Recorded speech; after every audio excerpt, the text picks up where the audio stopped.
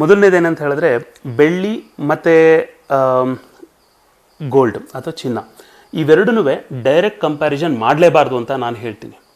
Reason ಏನಂತ ಹೇಳಿದ್ರೆ ಬೆಳ್ಳಿ ಅದ್ರ ಪ್ರಾಪರ್ಟೀಸೇ ಬೇರೆ, ಚಿನ್ನ ಅದ್ರ ಪ್ರಾಪರ್ಟೀಸೇ ಬೇರೆ. ನಮ್ಗೆ ಹೆಂಗಂದರೆ ಈ ಪ್ರಾಸಬದ್ಧವಾಗಿ ನಾವು ಉಪಯೋಗಿಸ್ಬಿಡ್ತೀವಿ ಅಷ್ಟೇ, ಚಿನ್ನ ಬೆಳ್ಳಿ ಅಂತ ಹೇಳಿ. ಆದರೆ ಅವೆರಡೂ ವರ್ಕ್ ಮಾಡುವಂಥ ರೀತಿ, ಅವೆರಡೂ ಬಿಹೇವ್ ಮಾಡುವಂಥ ರೀತಿ ಎಂಟೈರ್ಲಿ ಡಿಫ್ರೆಂಟ್ ಆಗಿರುತ್ತೆ.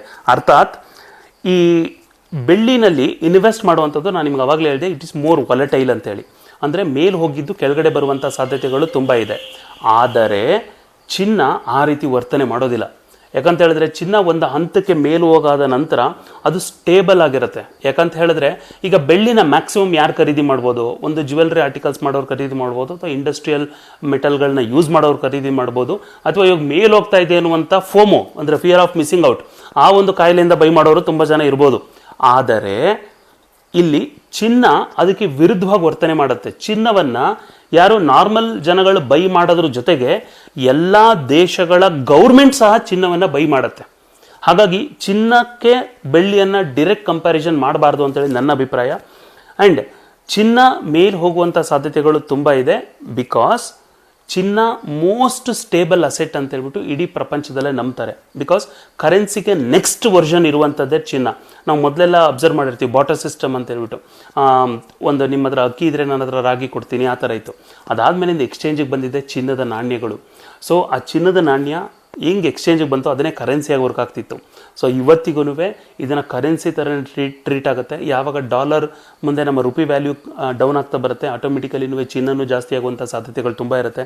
ಅಟ್ ದ ಸೇಮ್ ಟೈಮ್ ಬೆಳ್ಳಿ ಕಂಪ್ಯಾರಿಸನಲ್ಲಿ ಚಿನ್ನ ತುಂಬ ಸ್ಟೇಬಲ್ ಆಗಿರುತ್ತೆ. ಇನ್ ಕೇಸ್ ನೀವೇನಾದರೂ ಇನ್ವೆಸ್ಟ್ ಮಾಡಬೇಕು ಅಂತ ಇತ್ತು ಅಂತ ಹೇಳಿದ್ರೆ ನೀವು ತುಂಬ ಬ್ಯಾಲೆನ್ಸ್ಡಲ್ಲಿ ಇನ್ವೆಸ್ಟ್ ಮಾಡಿ. ಎಲ್ಲ ಮಾರ್ಕೆಟಲ್ಲಿ ರಪ ಮೇಲೆ ಹೋಗ್ತಾ ಇದೆ ನನಗೆಲ್ಲಿ ನಾನು ಮಿಸ್ ಮಾಡ್ಕೊಬಿಡ್ತೀನೋ ಆ ರ್ಯಾಲಿನ ಅನ್ನೋಂಥ ಕಾರಣಕ್ಕೆ ಏನಾದ್ರು ಇನ್ವೆಸ್ಟ್ ಮಾಡಿದ್ರೆ, ಆ ಫೋಮೋನಲ್ಲಿ ಏನಾದ್ರು ಇನ್ವೆಸ್ಟ್ ಮಾಡಿದರೆ ದೆರ್ ಈಸ್ ಅ ಚಾನ್ಸ್ ನೀವು ಅದನ್ನು ಕಳ್ಕೊಳ್ಳುವಂಥ ಸಾಧ್ಯತೆ ಇದೆ. ಯಾಕಂದರೆ ಮನುಷ್ಯ 2 ಹಂತಗಳಲ್ಲಿ ದುಡ್ಡನ್ನು ಕಳ್ಕೊತಾನೆ. Number 1 fear, number 2 greed. ಅಂದರೆ ಒಂದು ಭಯ ಇದ್ರೂ ದುಡ್ಡನ್ನು ಕಳ್ಕೊತಾನೆ, ಅತಿ ಆಸೆ ಬುರುಕತನ ಇದ್ರೂ ದುಡ್ಡನ್ನು ಕಳ್ಕೊತಾನೆ. ಅಯ್ಯೋ ಮೇಲೋಟಾಗ್ತಾ ಇದೆಯಲ್ಲ ನಾನು ಖರೀದಿ ಮಾಡ್ತಾ ಇಲ್ವಲ್ಲ ಅಂತ ಆ ಭಯದಿಂದ ಖರೀದಿ ಮಾಡೋಕೆ ಹೋದ್ರೂ ಕಳ್ಕೊಳ್ಳೋ ಸಾಧ್ಯತೆ ಇದೆ. ಅಥವಾ ಈಗ ಆಲ್ರೆಡಿ ಬೈ ಮಾಡಿ ಇಟ್ಕೊಂಡಿದ್ದೀರಾ, ಒಂದು ಎಕ್ಸಿಟ್ ಪಾಯಿಂಟ್ ಅಂತ ಇರುತ್ತೆ. ಆ ಎಕ್ಸಿಟ್ ಪಾಯಿಂಟನ್ನು ನೀವು ಅದಾದ್ಮೇಲೆ ಇನ್ನೂ ಹೋಗುತ್ತೆ, ಇನ್ನೂ 1 ಗ್ರಾಮ್ 4,000 ಆಗುತ್ತೆ, 5,000 ಆಗುತ್ತೆ ಬೆಳ್ಳಿ, ಹಂಗೇನಾದ್ರು ಹೋಗ್ತಾನೆ ಇದ್ರೆ ಅವಾಗ ಗ್ರೀಡ್ ಅಂತ ಕರಿತೀವಿ, ಅದನ್ನು ಕಳ್ಕೊಳ್ಳೋ ಸಾಧ್ಯತೆ ಇರುತ್ತೆ.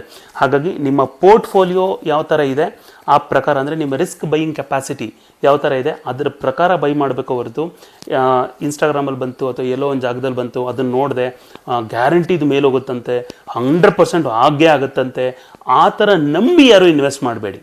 ಯಾಕಂತ ಹೇಳಿದ್ರೆ ಯಾರೇ ಅದನ್ನು ಹೇಳಿದ್ರು ಫ್ಯೂಚರನ್ನು ಯಾರೂ ಪ್ರೆಡಿಕ್ಟ್ ಮಾಡೋದಕ್ಕಾಗಲ್ಲ. ಯಾಕಂದರೆ ನಾಳೆ ಯಾವುದು ಬೇಕಾದರೂ ರೀಪ್ಲೇಸ್ಮೆಂಟ್ ಬರ್ಬೋದು. ಇವತ್ತಿನ ತನಕ ಫಾರ್ ಎಕ್ಸಾಂಪಲ್ ಈ ಹಿಂದೆ ಎಲ್ಲ ಇಂಡಸ್ಟ್ರಿನಲ್ಲಿ ಆಯಿಲ್ಗಳನ್ನು ಯೂಸ್ ಮಾಡಬೇಕಾದ್ರೆ ಬಹಳಷ್ಟು ಟೈಮು ಯಾವಾಗ ಆಯಿಲ್ ಪ್ರೈಸು ಸಿಕ್ಕಾಬಟ್ಟೆ ಹೈ ಆಯಿತು ಮತ್ತು ಪ್ರಾಡಕ್ಟ್ ಕಾಸ್ಟೇ ಜಾಸ್ತಿ ಆಗೋದ್ರೆ ಆಬ್ವಿಯಸ್ಲಿ ಇಡೀ ಇಂಡಸ್ಟ್ರಿಯವ್ರು ಸೇರಿಕೊಂಡು ಬೇರೆ ಯಾವುದೋ ಮಟೀರಿಯಲ್ಸ್ಗಳನ್ನು ಐಡೆಂಟಿಫೈ ಮಾಡ್ತಾರೆ. ಬಿಕಾಸ್ ಪ್ರೊಡಕ್ಷನ್ ಕಾಸ್ಟು ಯಾವಾಗಲೂ ಕಡಿಮೆ ಬರಬೇಕಂತೇಳಿ. ನಾಳೆ ಏನಾದರೂ ಸಿಲ್ವರ್ಗೆ ಆಲ್ಟರ್ನೇಟಿವ್ ಆಗಿರುವಂಥ ಮೆಟೀರಿಯಲ್ಸ್ ಏನಾದ್ರು ಸಿಕ್ತು ಅಂತ ಹೇಳಿದ್ರೆ ಸಿಲ್ವರ್ನು ಸಹ ರಪ್ ಅಂತ ಬೀಳುತ್ತೆ. ಹಾಗಾಗಿ ಇನ್ವೆಸ್ಟ್ ಮಾಡೋದೇ ಆಯಿತು ಅಂತ ಹೇಳಿದ್ರು ಮೈಂಡ್ಫುಲ್ಲಾಗಿ ನಿಮ್ಮ ರಿಸ್ಕ್ ಎಪಿಟೈಟ್ಗೆ ಅನುಸಾರವಾಗಿ. ಯಾಕಂದರೆ silver comes with high risk high return, volatility ತುಂಬ ಜಾಸ್ತಿ ಇರುತ್ತೆ. ನೋಡಿಕೊಂಡು ಎಷ್ಟು ಬೇಕು ಅಷ್ಟನ್ನು ಇನ್ವೆಸ್ಟ್ ಮಾಡ್ತಾ ನೀವು ಬರುವಂಥದ್ದು ಇಂಪಾರ್ಟೆಂಟು. ಆಲ್ರೆಡಿ ಬೈ ಮಾಡಿದ್ದೀರಾ ಸ್ವಲ್ಪ ಹೋಲ್ಡ್ ಮಾಡಿ, ಇದು ನನ್ನ ಸಜೆಷನು. ಹೋಲ್ಡ್ ಮಾಡಿ, ಯಾಕಂದರೆ ನೀವು ಆಲ್ರೆಡಿ ಒಂದು ಗುಡ್ ಎಂಟ್ರಿ ಪಾಯಿಂಟನ್ನು ತೊಗೊಂಡಿರ್ತೀರಿ. ಇವಾಗ ಹೋಲ್ಡ್ ಮಾಡಿ ಇಟ್ಕೊಳ್ಳಿ. ಸ್ವಲ್ಪ ಒಂದು ಹಂತ ಆದ ತಕ್ಷಣ ನಿಮ್ಗೆ ಮಾರ್ಕೆಟ್ ಸಿಚುವೇಶನು ಮತ್ತು ಇವೆಲ್ಲ ಗೊತ್ತಾಗುತ್ತೆ. ನನ್ನ ಟಾರ್ಗೆಟನ್ನು ಹೇಳಬೇಕಂತ ಹೇಳಿದ್ರೆ ಅರೌಂಡ್ 550 ರೂಪೀಸ್ ಹತ್ತಿರ ಬಂದಾಗ ನಿಮ್ದು ಅಟ್ಲೀಸ್ಟ್ 50 to 70% ಪೋರ್ಟ್ಫೋಲಿಯೋ ನಿಮ್ದು ಆಲ್ರೆಡಿ ಇತ್ತು ಅಂದರೆ ಎಕ್ಸಿಟ್ ಆಗೋದು ತುಂಬ ಒಳ್ಳೆಯದು. ಅದಾದಮೇಲಿಂದನೂ ಅದೇ ಪ್ರಕಾರ ಡಿಮಾಂಡ್ ಕಂಟಿನ್ಯೂ ಆಗುತ್ತೆ ಅಂದರೆ ನೀವು 30% ರಿಸ್ಕ್ ತೊಗೊಂಡಿರ್ತೀರಿ. That is absolutely okay. ಯಾಕಂದರೆ ಅಸಲಲ್ಲಿ ನೀವು ಅವಾಗ ರಿಸ್ಕ್ನ ತೊಗೊಂಡಿರ್ತೀರಿ. ಚಿನ್ನ ಮತ್ತು ಬೆಳ್ಳಿ ಇವೆರಡರಲ್ಲೂ ನೀವು ಇನ್ವೆಸ್ಟ್ ಮಾಡಲೇಬೇಕು ಅಂತಿತ್ತು ಅಂದರೆ ನನ್ನ personal opinion, it is not a suggestion, ನಿಮ್ಮ ಪೋರ್ಟ್ಫೋಲಿಯೋ ಮೇಲೆ ಡಿಪೆಂಡ್ ಆಗುತ್ತೆ. ನನ್ನ ಪರ್ಸನಲ್ ಒಪಿನಿಯನ್ ಏನಂದರೆ 100 ರೂಪಾಯಿ ಇತ್ತು ಅಂದರೆ 70 ರೂಪಾಯಿಯಷ್ಟು ಗೋಲ್ಡ್ ಮೇಲೆ ಇನ್ವೆಸ್ಟ್ ಮಾಡಿ, 30 ರೂಪಾಯಿಯಷ್ಟು ಮಾತ್ರ ಸಿಲ್ವರ್ ಮೇಲೆ ಇನ್ವೆಸ್ಟ್ ಮಾಡಿ. ಸಿಲ್ವರ್ ರಪ್ ಅಂತ ಹೇಳ್ಬಿಟ್ಟು ಭಾಳ ರಿಟರ್ನ್ಸ್ ಕೊಡ್ತಾ ಇದೆ ಅನ್ನುವಂಥ ಕಾರಣಕ್ಕೋಸ್ಕರ ಇನ್ವೆಸ್ಟ್ ಮಾಡಿದ್ರೆ ತುಂಬ ತಪ್ಪು ಮಾಡ್ತೀರಿ. ಈಗ ನಾನು ಜಸ್ಟ್ ಅದೊಂದು ಮಾತು ಹೇಳಿದೆ, ಅಂದರೆ ಚಿನ್ನ ಮತ್ತು ಬೆಳ್ಳಿ ಇವೆರಡೂ ಡಿಫ್ರೆಂಟಾಗಿ ಬಿಹೇವ್ ಮಾಡುತ್ತೆ ಅಂತೇಳಿ.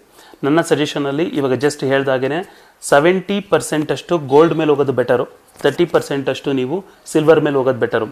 ಅಲ್ಟಿಮೇಟ್ಲಿ ಸಿಲ್ವರ್ ಅನ್ನುವಂಥದ್ದು ಇಂಡಸ್ಟ್ರಿಯಲ್ ಮೆಟಲ್ ಆಗಿರುತ್ತೆ, ಆದರೆ ಚಿನ್ನ ಅಥವಾ ಗೋಲ್ಡ್ ಅನ್ನುವಂಥದ್ದು ಇದು ಇಡೀ ಗ್ಲೋಬಲ್ ಕರೆನ್ಸಿ ಆಗಿದೆ. ಅಂದರೆ ಇದು ನಮ್ಮ ಕಣ್ಣು ಕಾಣಿಸೋದಿಲ್ಲ ಅಷ್ಟೇ. ನಮ್ಗೇನು ಕಾಣಿಸುತ್ತೆ ಅಂದರೆ 100 ರೂಪಾಯಿ ಇದೆ, 200 ರೂಪಾಯಿ ಇದೆ, 500 ರೂಪಾಯಿ ಇದೆ, 1000 ರೂಪಾಯಿ ಇದೆ, ಅದು ಮಾತ್ರ ಕಣ್ಣು ಕಾಣಿಸುತ್ತೆ. ಬಟ್ ಆ್ಯಕ್ಚುಲಿ ಅದನ್ನು ಬಿಟ್ಟು ಆ ನೋಟ್ ಅಂತಿದೆಯಲ್ಲ, ಆ ಡಾಲರ್ ನೋಟು ಮತ್ತು ನಮ್ಮ ರುಪಿ ನೋಟು, ಎನ್ನು, AED ಇವನ್ನೆಲ್ಲ ಬಿಟ್ಟು ನಾವೇನಾದ್ರು ಯೋಚನೆ ಮಾಡಿದ್ರೆ ಗ್ಲೋಬಲ್ ವೈಸಲ್ಲಿ ಚಿನ್ನ ಅನ್ನುವಂಥದ್ದು ಎಲ್ಲ ಕಡೆಯೂ ಚಲಾವಣೆಗೆ ಬರುವಂಥ ಮೆಟಲ್ ಆಗಿರುತ್ತೆ. ಈವನ್ ಗೌರ್ಮೆಂಟು ಸಹ ಅದನ್ನು ಖರೀದಿ ಮಾಡ್ತಾ ಇರುತ್ತೆ ಅಂತ ನಾನು ಹೇಳಿದೆ. ಹಾಗಾಗಿ 70% ನನ್ನ ಪರ್ಸ್ನಲ್ ಸಜೆಷನ್ ಹೇಳೋದಾಯಿತು ಅಂತ ಹೇಳಿದ್ರೆ, it's again not a recommendation, ನನ್ನ ಪರ್ಸ್ನಲ್ ಸಜೆಷನ್, ಪರ್ಸ್ನಲ್ ಒಪಿನಿಯನ್ ಇದು. 70% should go back to gold investment. 100 ರೂಪಾಯಿನಲ್ಲಿ 70 ರೂಪಾಯಿ ಗೋಲ್ಡಲ್ಲಿ ಇನ್ವೆಸ್ಟ್ ಮಾಡಿ, 30 ರೂಪಾಯಿ ತೊಗೊಂಡು ಬಂದು ಸಿಲ್ವರಲ್ಲಿ ಇನ್ವೆಸ್ಟ್ ಮಾಡಿ ಅಷ್ಟೇ. ಏನಾದರೂ ಬೈ ಚಾನ್ಸ್ ಸ್ವಲ್ಪ ತೊಂದರೆ ಆಯಿತು ಅಂದರೆ ಬರೀ 30% ಮಾತ್ರ ತೊಂದರೆ ಇರುತ್ತೆ. ಯಾಕಂದರೆ ಚಿನ್ನ ಒಂದು ಸಲ ಏರಿಕೆ ಆದಮೇಲಿಂದ ಕೆಳಗೆ ಬರುವಂಥ ಚಾನ್ಸಸ್ ತುಂಬ ಕಮ್ಮಿ. ಆದರೆ ಸಿಲ್ವರ್ ಆ ರೀತಿ ಅಲ್ಲ, ಮೇಲೋಗಿದ್ದು ಬಬಲ್ ರೀತಿ ಬಸ್ಟು ಆಗ್ಬೋದು, ಹೇಳೋದಕ್ಕೆ ಬರೋದಿಲ್ಲ. ಹಾಗಾಗಿ it is more risky, high risk high reward ಅಂತೇಳಿ ಕರಿತೀವಿ. ಆ ಥರ ಸಿಲ್ವರ್ ಇರುತ್ತೆ.